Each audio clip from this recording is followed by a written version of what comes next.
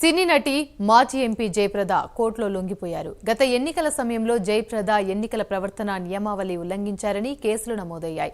దీంతో అప్పుడు అజ్ఞాతంలోకి వెళ్లిన ఆమె ఇటీవలే అజ్ఞాతం వీడి కోర్టులో లొంగిపోయారు.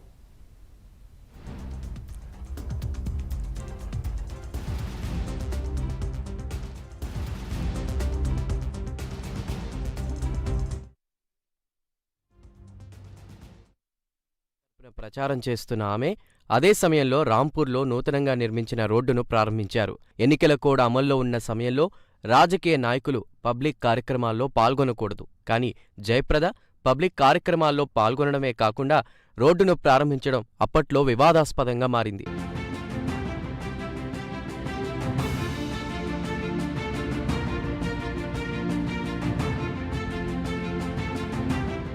ఇతర పార్టీలకు చెందిన నేతలు పెద్ద ఎత్తున ఆమెపై విమర్శలు గుప్పించారు. దీంతో ఎన్నికల కోడ్ ఉల్లంఘించారని రాంపూర్లో జయప్రదపై కేసులు నమోదయ్యాయి. దీనిని సీరియస్గా తీసుకున్న న్యాయస్థానం జయప్రద ఎన్నికల కోడ్ ఉల్లంఘనపై వివరణ ఇవ్వాలని నోటీసులు జారీ చేసింది.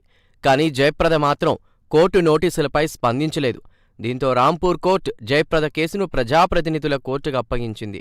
దీనిపై ఫిబ్రవరి 27న విచారణ జరిపిన రాంపూర్లోని ప్రజాప్రతినిధుల కోర్టు సిఆర్పిసి ఆర్డర్ 82ను జారీ చేసింది. జయప్రదను అరెస్ట్ చేయాలని ఆదేశించింది. ఇక చేసేదేమీ లేక బీజేపీ నాయకురాలు జయప్రద అజ్ఞాతం వీడి కోర్టులో లొంగిపోయారు.